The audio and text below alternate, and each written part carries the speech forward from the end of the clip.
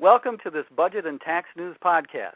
I'm Steve Stanek, Managing Editor of Budget and Tax News, and with us today is Bob Higgs, Senior Fellow in Political Economy for the Independent Institute, and he's also editor of the Institute's quarterly journal, The Independent Review.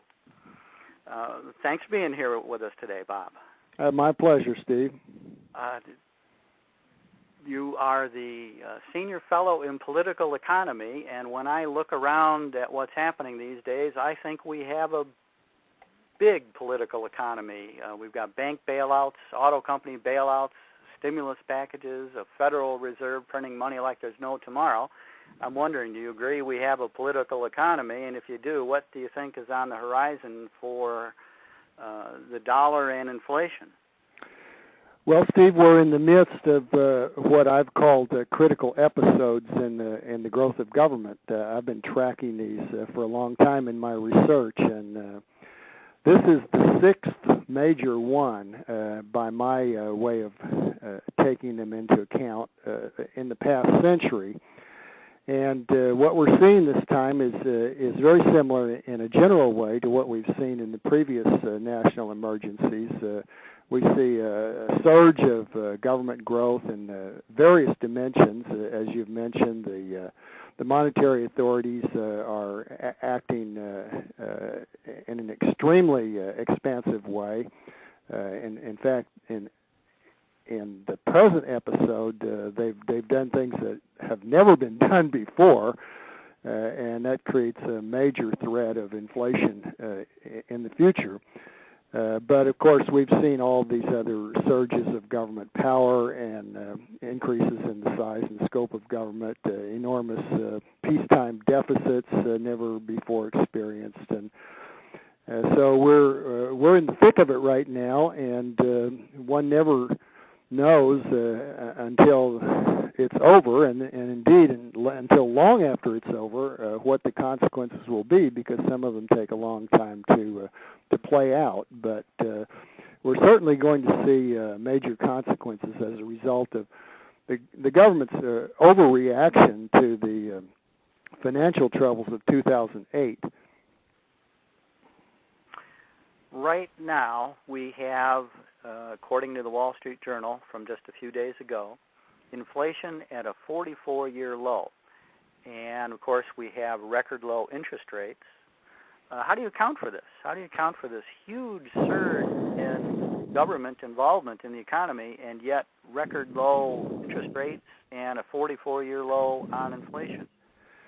Well, what has happened is that the financial debacle of 2008 created an enormous amount of fear in the banking system and in related financial institutions. Of course, some of the biggest institutions went broke, particularly AIG and Fannie and Freddie, and in fact, a number of the large banks probably went broke also if the accounts had been kept properly.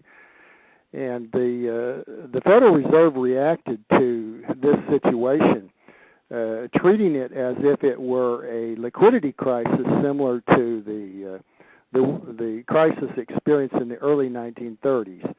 At that time, of course, there was a liquidity crisis because there was no deposit insurance, and when banks got in trouble, customers would often create a run on the bank, and this would not only cause that bank to fail because it was unable to pay out everything it owed to depositors on demand, but it would spill over and cascade through the banking system, and as banks tried to sell assets in order to pay depositors, they drove down asset values, and that in turn caused insolvencies in other banks and other financial institutions. So the Fed this time looked around, and Bernanke, being supposedly a great student of the Great Depression, was determined that he would not allow that to happen again. Unfortunately, I think he misread what was going on. We didn't have a liquidity crisis similar to the one of the early 30s. This time we had momentary problems associated with interbank deposits for just a brief period in late summer of 2008. And that, I'm sure, would have taken care of itself if the Fed had not jumped into the fray. But it did jump in, and it jumped in the form of basically bailing out the banks and other institutions that owed money to one another, because somebody was afraid. I don't have access to what top decision makers said to one another on those occasions, but they are obviously afraid that a lot of big financial institutions would go down and drag one another down as they went, and that this would become some kind of a devastating systemic failure of the financial system and bring on some kind of a Great Depression. But in any event, whether that was a correct reading or not, they acted as if that's what they were trying to prevent, and they flooded the system with liquidity. The Fed basically just went out and bought all the shaky assets it could find, bought a ton of toxic securities, so-called, from the banks and from Fannie and Freddie and from others, and so now the Fed, which previously held only U.S. government securities as its assets, financial assets, and now holds all these crappy securities, much more of them than it holds of U.S. bonds. And so the Fed has made itself into a kind of one-man industrial policy for the financial sector. And in doing this, it's created so much uncertainty about who's going to be bailed out, who's not going to be bailed out, what are the rules going to be now. We don't just let people go bankrupt or let the FDIC wrap up a bank that's insolvent anymore the way we did before. We have all of this uncertainty, and as the recession it became worse along with these financial troubles, a lot of members of the public decided that they didn't know what was going to happen either, so it was smart for them to start saving more to get ready for bad times that might lie ahead. And so the upshot of all this is that the banks are trying to rebuild their balance sheets, so they don't want to make new loans. Many of them realize they are actually insolvent, and so again they have an incentive to rebuild their cash rather than making new loans and investments. And the whole economy now is working on the basis of a much higher degree of uncertainty than before, and as a result, we have this actual cessation of inflation, notwithstanding the fact that we have over $1 trillion in excess reserves sitting in the banking system right now.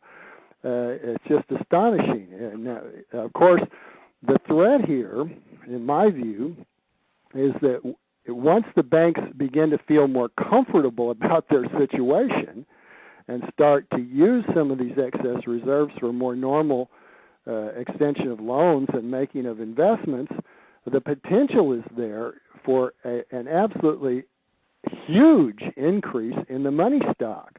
Now, that hasn't happened in the last couple of years. That's why actual inflation has been so low. We've had very little increase in money stock, and we've had an increased demand for money on the part of the public. And those things together have kept price inflation in check. But the potential has been created for hyperinflation, and the Fed now finds itself in a position of knowing it has to unwind from the acquisition of all these rotten securities. It has to, at some point, allow interest rates to rise because they can't be kept near zero forever. And as the recovery proceeds, the Fed won't want to keep interest rates so low. In any event, but the Fed finds itself, I think, in a real dilemma, Steve, because as it takes action, whether by selling some of these securities it's acquired in the last couple of years, or by other means, to get back to normal monetary policy, interest rates are going to be higher. And if interest rates start to rise at a time when there's lingering high unemployment, many people are going to be unhappy about that, and the politicians are going to complain, and political pressure will be brought against the Fed. And so it's not clear how the Fed will deal with that situation. And we have to have a lot of confidence both in their technical prowess and in their political courage to believe they'll be able to manage this situation without the result being high rates of inflation. But should we have any confidence in them? Alan Greenspan has publicly declared he did not see a bubble. Ben Bernanke, of course, was Fed chairman when things started to fall apart. But again, he has done these things you've described, which put us at high risk. You know, I'm old enough to remember the days of the Soviet Union when people in this country used to mock Soviet central planning. The way I look at what is happening with our government now and with the Federal Reserve, which is sort of a quasi-governmental agency, they're central planning. If the Soviet central planners couldn't get things right, why should American central planners get things right? Oh, I'm sure they'll get things wrong, Steve. The question is how wrong they'll get them, and the specific ways in which they'll get them wrong, because there are many different degrees of wrongness. They can get things pretty wrong without creating disaster, or they can get things much more wrong and create disaster. So that's where the uncertainty lies. I don't think there's any person with any historical perspective that thinks that these monetary central planners are any more capable than the people that tried to plan the Soviet economy. They're not. They're not because they can't be. They don't have the knowledge. No one has the knowledge required to make this kind of central planning work. But just as the Soviet Union lasted for 60 years or more, the Federal Reserve has stumbled along here now for almost a century, and of course there have been some major disasters along the way. There have been. The Great Depression occurred after the creation of the Federal Reserve. Absolutely. Stagflation of the 70s with the Federal Reserve. That's why I have so little confidence. But at the same time, there have been other periods when the Fed seemed to be performing well, and it even got to people like Milton Friedman praising Alan Greenspan's astuteness. So they are capable of blundering into tolerable policies, and this time I think about all we can do is hope that they will blunder in that direction. We started talking about inflation. And when you look at the value of a dollar, going back to when the Federal Reserve was created in 1913, a dollar today has lost somewhere around 95% of its value. Right. Yet before the creation of the Federal Reserve, except for strange times like during the Civil War, a dollar decades later was worth what it was decades earlier. Yes.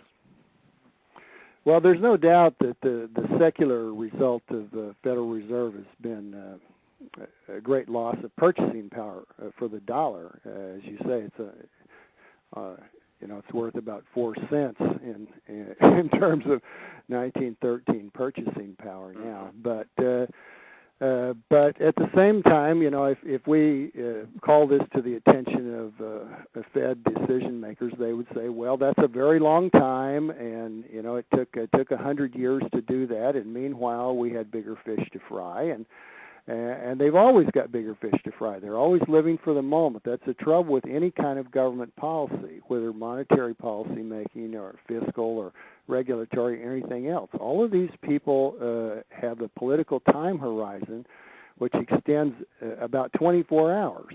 Yeah. And so they're always fighting the fire that they see around them right now, and basically forgetting about the long-term consequences that are going to grow out of these short-term actions. But, you know, in the long run, here we are. We're alive, despite what Keynes assured us. And those long-run consequences do come home to roost. Mm-hmm. Well, if you were in charge of the U.S. economy, what would you be doing? I would be deregulating in every direction, reducing taxes, reducing government expenditures. I think people simply do not appreciate the extent to which the U.S. Economy has, over the many, many years, come to be tied in countless knots by government policies of all kinds. And unless we can find a way to back away from this level of government involvement in economic life, I think it's inevitable that we will experience one crisis after another until the whole system finally smashes. Have you seen USA Today this morning? I have not. They have a story. The headline on it is, "Private Pay Shrinks to Historic Lows." And the thrust of the article is that as a percentage of personal income, private pay has never been lower, and government handouts has never been higher. Right. What do you make of that?